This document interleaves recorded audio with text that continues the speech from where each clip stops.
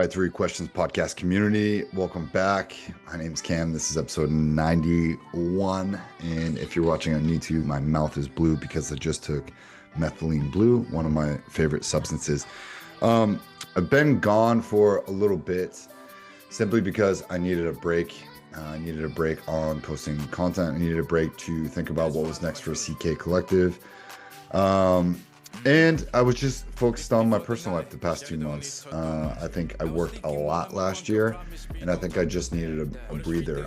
So I haven't posted a podcast in 2 months, but welcome back. If this is your first time listening, awesome.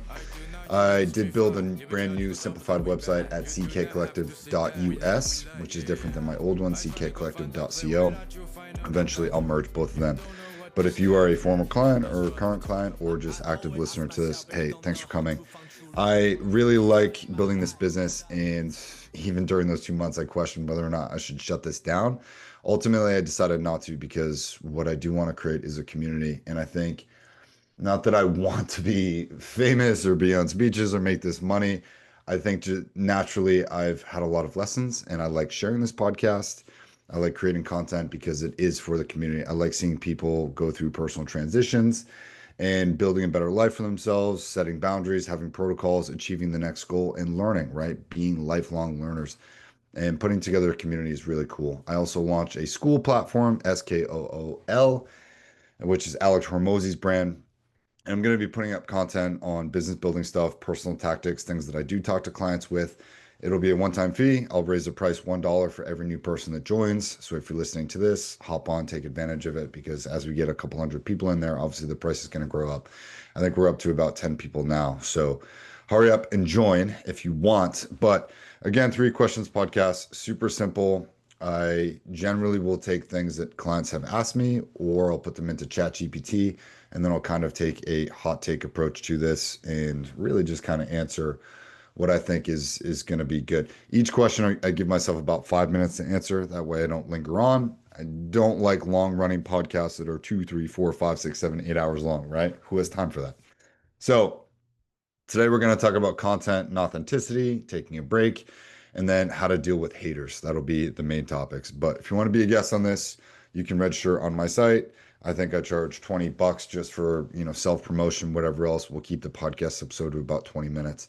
So that's just to help with my costs on the back end. But if you want to be a guest, you want to talk about anything, promote your brand, cool. Nice and simple. Hop on, sign up, and do that. So let's hop into question number one. Let me set my timer. Question number one, how do you know when you're creating content from alignment versus creating out of pressure? What's the cost of forcing it? So great question. How do you know when you're creating content from alignment versus creating out of pressure? And then what's the cost of forcing it? I talk to my clients about this a lot. A lot of people do come to me from breakups and divorces, whatever else. But when you are creating content from alignment, you don't need to research anything. You don't need to put together a script. You're just saying, hey, this is related to my business. You're speaking from the heart and the brain. When you have heart and brain synchronicity, it means that you've connected your heart and you've connected your brain, and there's no blockage in your throat chakra. You can just speak. You can get on stage. You can talk to a friend about it. You can talk someone's ear off. It's taken me a long time to learn this, and I do a lot of things out of my own personal alignment. And when I can feel my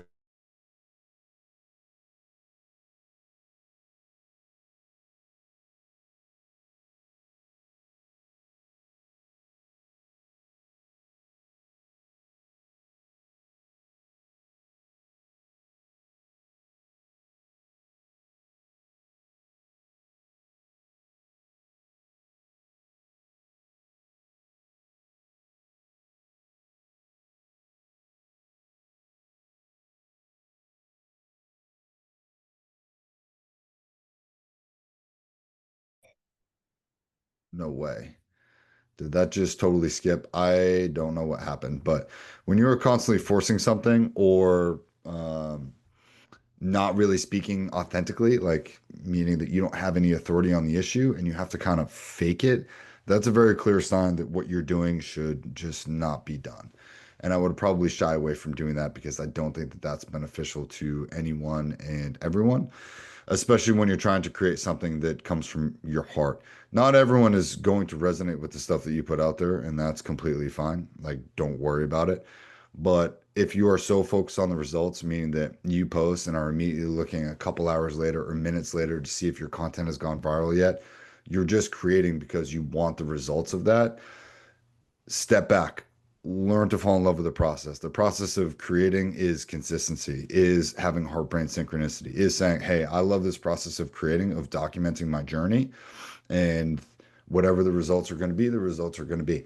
I cannot tell you how many people, how many other content creators or people who have just stayed the course over time, 5, 10 years, 15 years later. One of my favorite people that I follow, his name is Golden Coach.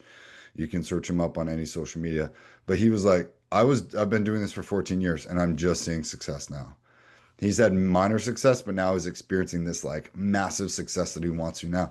And that guy knows his shit. Like everything that he says, I completely resonate with. I don't think that guy misses these days, but he's been doing this for 14 years and people are now just paying attention, including me.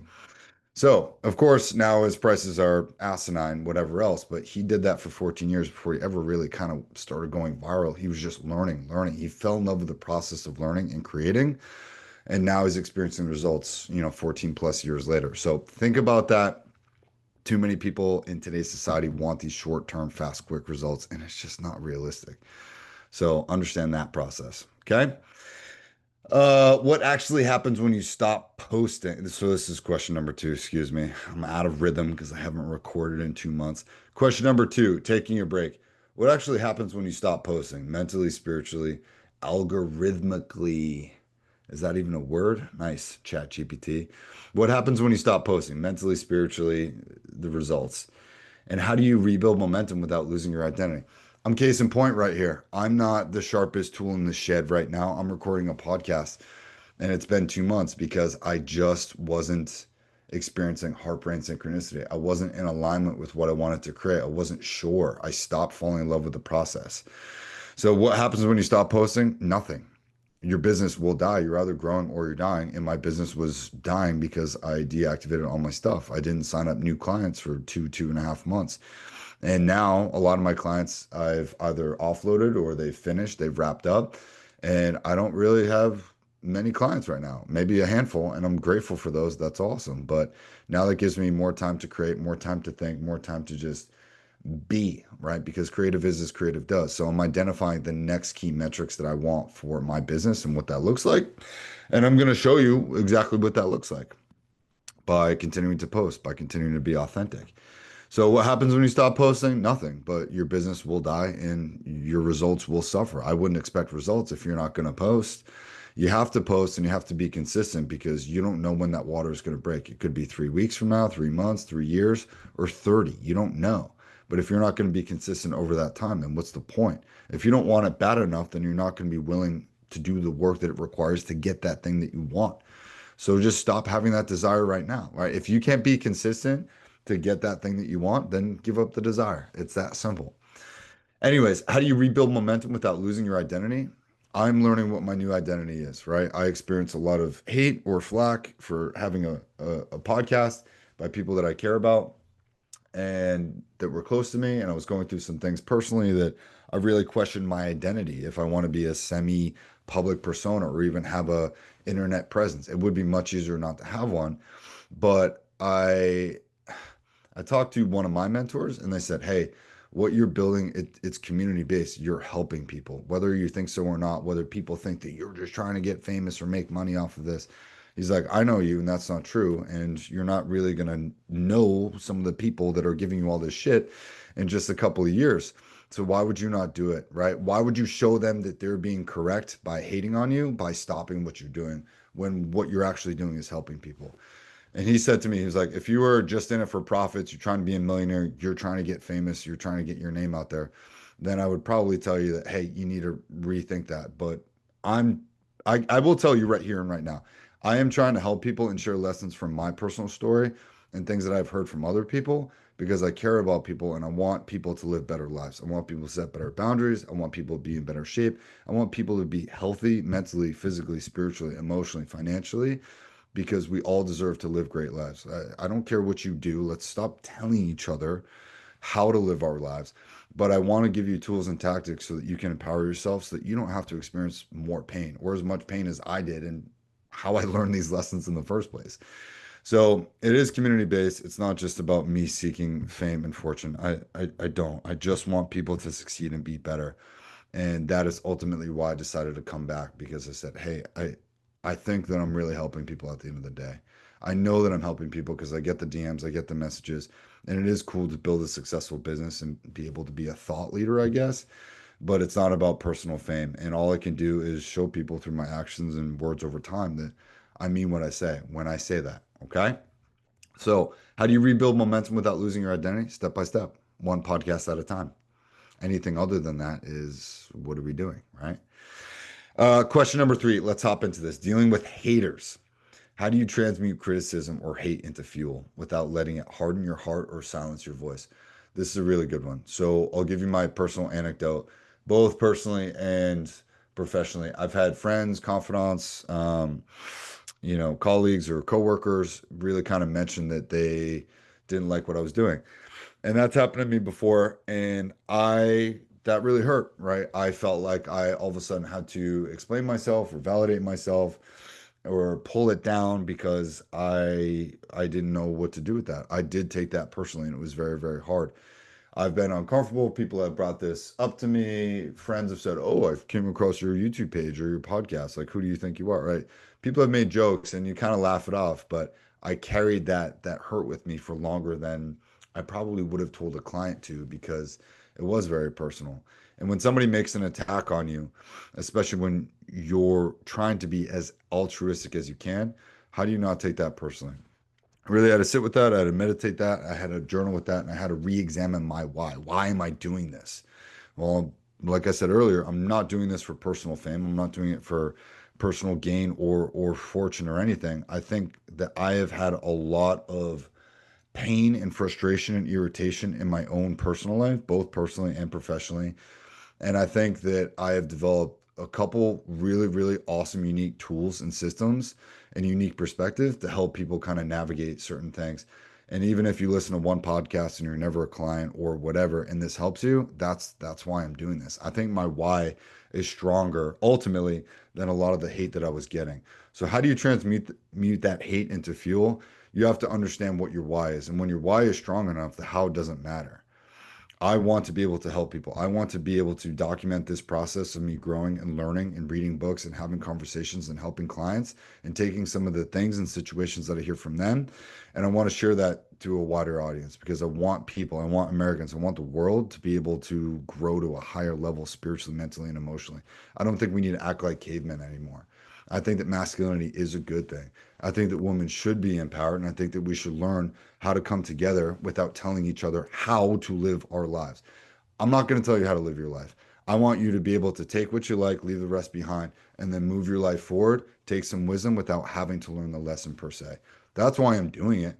I'm documenting my own journey, right? Here in my 30s. And then 10 years from now, hopefully I know a little bit more. Than 20 years, I can look back and say, wow, remember episode 91 where I talked about this? I have a completely different perspective, or even greater perspective on that. How do you transmute that into fuel? The people that are giving you hate right now don't like it because, number one, they're either not creative as you. Number two, they think that you're just seeking some sort of pain or some sort of identity. You're seeking fame or fortune, and they just don't like that. Number three, they're not bold enough to take action and go after their own dreams. So what they do is they end up chastising others, right? And I don't think that everybody needs to understand what you're doing or why you're doing it. I don't expect other people to understand why I'm doing this. This is something that I fell into. This is something that I feel like I'm good at. I enjoy this, and I want to help people. And I don't need to really explain that. Like, all I can do is show people over time. I can be good at other stuff. I can also be good at this. And if I was just constantly praising myself and trying to get whatever accolades from this, then that would be a different story. But I really do care about people, and I want to help people, and I want to share and disperse information that I've learned, and I want to give people tools and tactics, because I'm doing this for a version that was me 10 or 15 years ago. And I wish that there was more like this when I was younger. So I'm documenting this process and kind of sharing it for you. Take you 5 or 10 years ago. That is the person that you are creating content for. I know one of my clients submitted this question, but how do you transmute criticism into hate? Don't transmute it into hate, but like transmute it into that fuel. Think about you 1 year, 2 year, 3 years, 5 years ago. You needed the kind of content that you are creating now. So if you're a creator, create that sort of content that supports that version of you that needed this back then. Hopefully that makes sense. I think this has been a pretty good episode. Hopefully it didn't cut out, but if there's issues, whatever. I'll hop into episode 92 right after this as well. Thank you guys for watching or listening. If you're on YouTube or Spotify, please leave a review. Please save the show and submit questions. You can go to ckcollective.us. And I really appreciate you guys tuning in. So catch you guys on the next one. Take care of yourselves and see you soon.